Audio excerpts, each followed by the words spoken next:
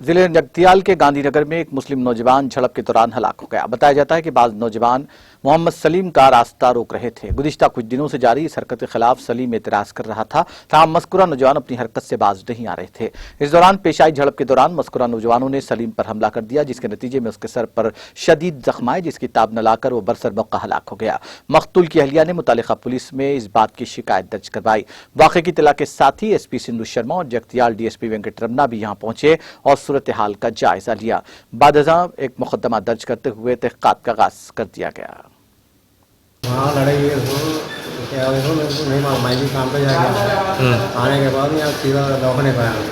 दवाखाने कैसा हुआ क्या हुआ तो पूछने के बाद लोग बोले वहाँ औरत बच्चे आए तीन को। तो इससे पहले बोले गए थे नको यहाँ नको बैठो नको करो बोले बाद फिर आज भी वहीं बैठ के जाएंगे आधे आधे फिर परसों ही बोले ना तुम्हारे परसों ही वाले नहीं आना। तुम्हारे भाई बोले उनको नको बैठो बोले सामने वालों की ना।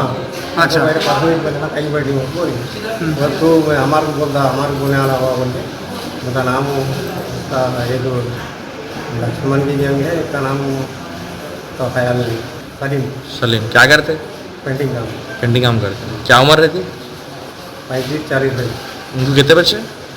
ఇవాళ సాయంత్రం అందాజా 7:30 గంటల సమయానికి జగిత్యాల పట్టణంలోని గాంధీనగర్ ఏరియాలో ఒక ఇద్దరు వ్యక్తులు దుబ్బా శ్రీనివాస్ వాళ్ళ పేర్లు దుబ్బా శ్రీనివాస్ నక్కా లక్ష్మణ్ అనే ఇద్దరు వ్యక్తులు అదే ఏరియాలో నివసించే సలీం అనే వ్యక్తితో గొడవ పెట్టుకున్నారు।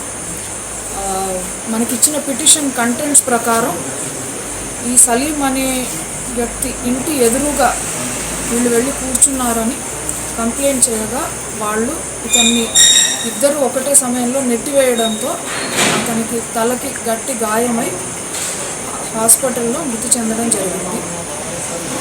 ఈ విషయానికి సంబంధించి మనం జగిత్యాల టౌన్ పోలీస్ స్టేషన్లో కుటుంబ సభ్యులు ఇచ్చిన పిటిషన్ ప్రకారం కుటుంబ సభ్యులు ఎవరెవరైతే ఇన్వాల్వ్మెంట్ ఉంది అన్నారో వాళ్ళందరి మీద మనం 302 కింద కేసు చేయడం జరిగింది। దీనికి సంబంధించి వాళ్ళు ప్రత్యేకంగా తోసారు అని చెప్పిన దుబ్బా శ్రీనివాస్ లక్ష్మణ్ వీళ్ళిద్దరిని మనం కస్టడీలో కూడా తీసుకున్నాము। వీళ్ళిద్దరే కాకుండా ఇంకా ఎవరి ఇన్వాల్వ్మెంట్ ఉన్నా కూడా వాళ్ళని ఖచ్చితంగా మనం అరెస్ట్ చేయడం జరుగుతుంది। వాళ్ళ మీద ఛార్జ్షీట్ ఫైల్ చేస్తాము। మనకి we have cooperation from all sections of the society and community ఇన్వెస్టిగేషన్లో అందరినీ సంయమనం పాటించవలసిందిగా కోరుతున్నాను।